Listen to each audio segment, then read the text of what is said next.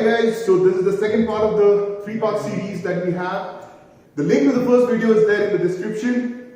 Okay, so you can go through it, and the second part is about the compounds. Okay, we have already talked about elements, and similarly, just like elements, compounds are also pure substances. What are pure substances? Pure substances are very easy to understand. Pure substances are things that are not artificially created or that are not man-made.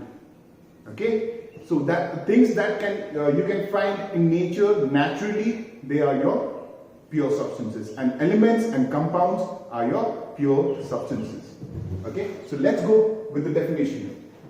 Like we discussed, compounds are pure substances which are formed when two or more elements combine chemically together. Okay, it's not physically, they're chemically. You have two elements that come together and they make a compound. For example, water. Okay, you have a hydrogen element and oxygen. These two elements, they come together and they form compound. That is how we get compounds. Let's look at the characteristics of compounds. First thing we have already talked about, it is a pure substance.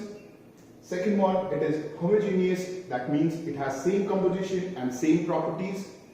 It has distinct properties as the original components lose their individual properties. For example, let's say we are talking about water, right? Water is made out of hydrogen and oxygen. Oxygen is a gas, hydrogen is a gas.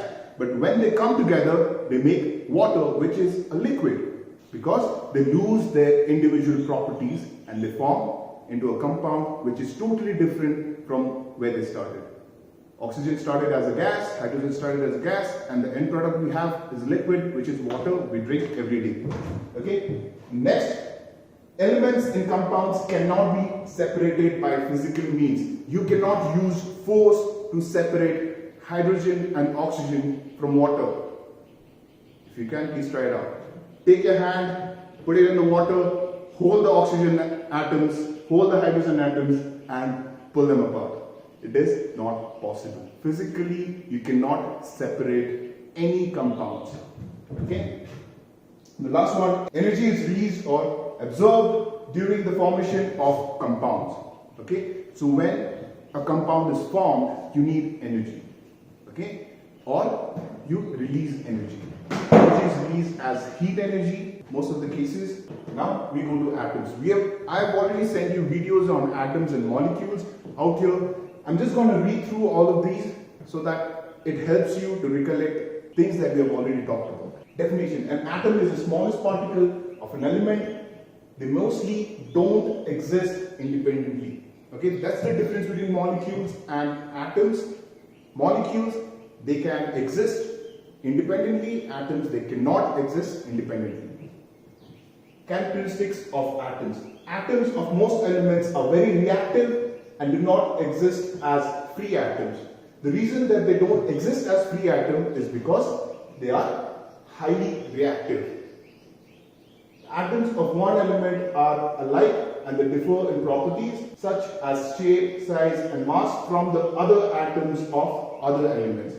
What it means is atoms of oxygen ion looks same no matter where it is. If you find an oxygen atom out here in Kalimpong, you find an oxygen atom in Philadelphia, the atoms are going to look same. But if you have a carbon atom and you have an oxygen atom in the same place, they're going to look totally different.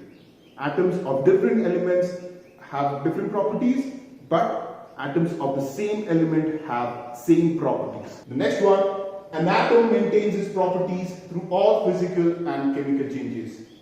And the last one, atoms possesses the properties of the elements they belong to. Every atom of an element has the properties of that element.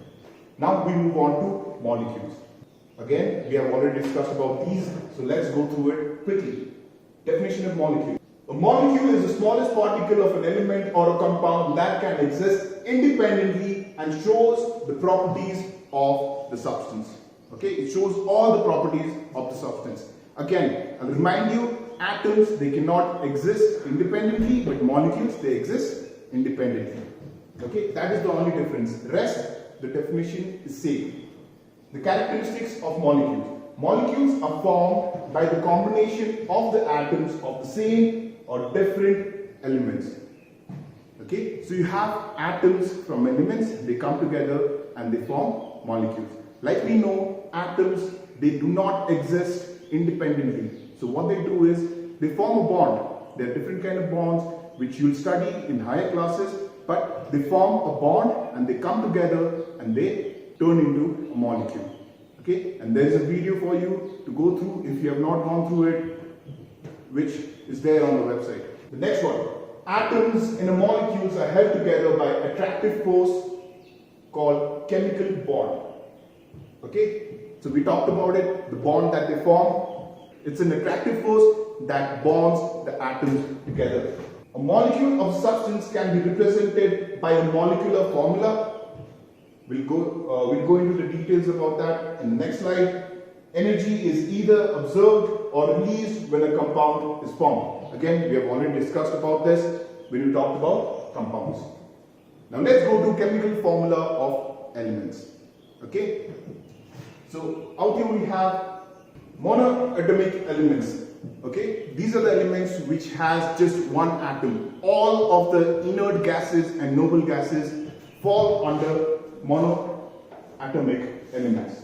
Okay, diatomic molecules. Okay, now we go into molecules because if there are more than one atom, it becomes a molecule. So diatomic molecule means there are two atoms. Di means two, atomic means atoms. So there are two atoms in a molecule. Triatomic molecules means there are three atoms. Poly means more than three. So here we have the examples of diatomic molecules.